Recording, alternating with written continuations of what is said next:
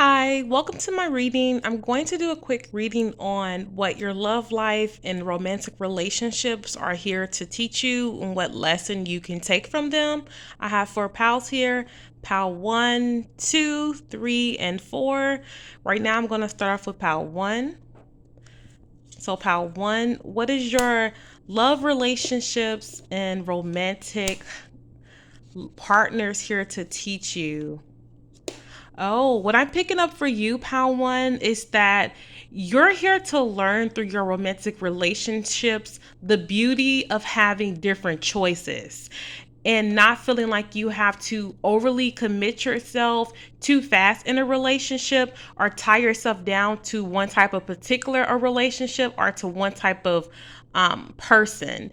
You're here to explore life, to really adhere to your need to have freedom and to be an individual and still enjoy romantic partnerships without allowing them to hold you back from fully expressing yourself and just being yourself. And you're just meant to explore possibly alternative ways of being in a relationship with others with still some type of code of ethics personally, but also while maintaining your own sense of integrity within yourself. So, this could look like choosing to remain single your entire life, but being in relationships with people and communicating that you have no desire for marriage or children or other traditional things that people do in romantic relationships, and finding people who are just on your level and who want the same things that you do. You're just being taught to really trust yourself, value yourself and what you want, and to put yourself first in relationships while still respecting other people's needs and consent and fully communicating who you are and owning that and maintaining your freedom as you pursue romantic relationships and not being held back by them,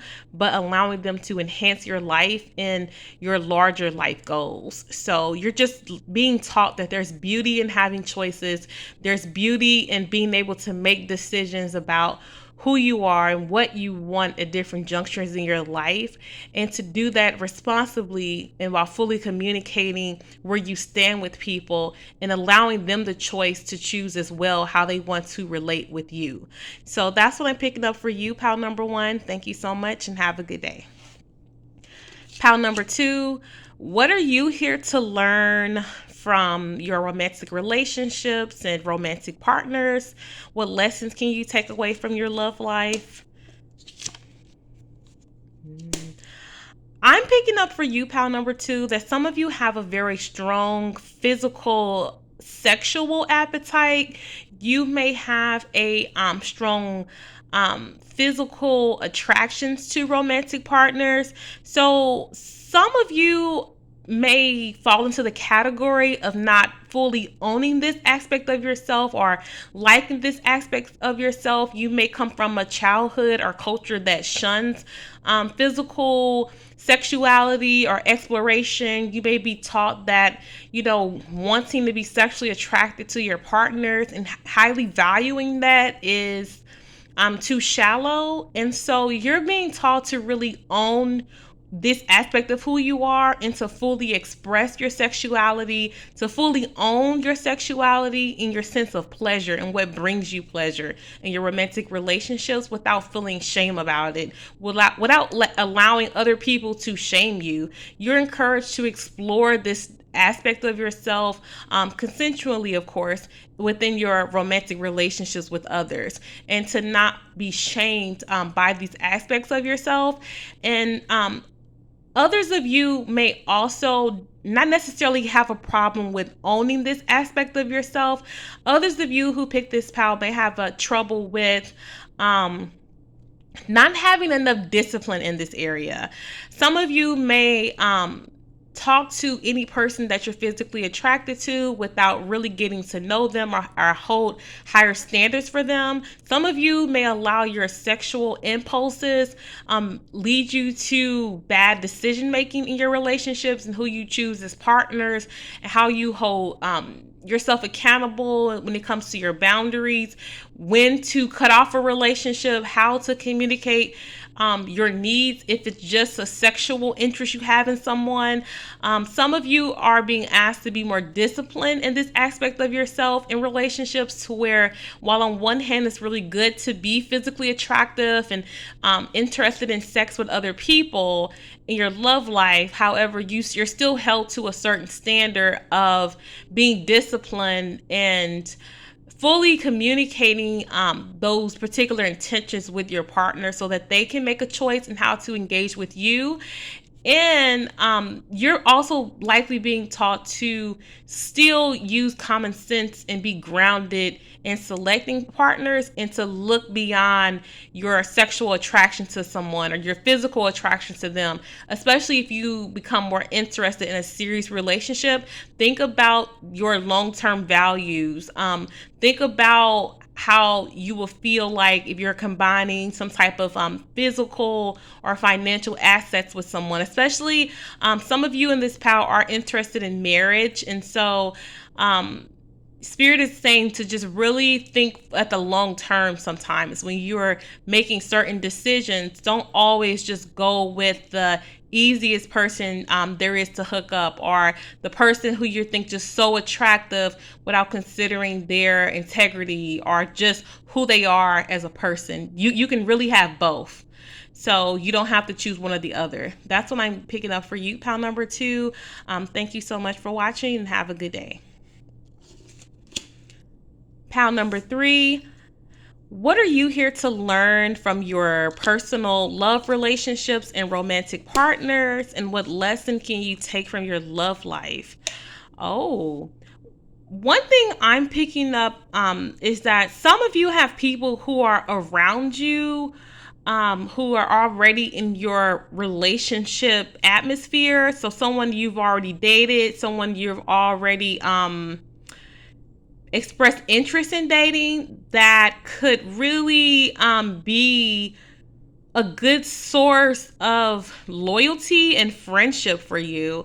What I'm picking up is the message is that home is where the heart is. And so some of you may be overlooking people or a certain person who is already possibly a really good match for you. Some of you may have the issue of thinking that the grass is greener on the other side, that there's always something better. And this message is trying to tell you that to be mindful and grateful about the different qualities that you have in the particular relationship or person, and to not take those things for granted.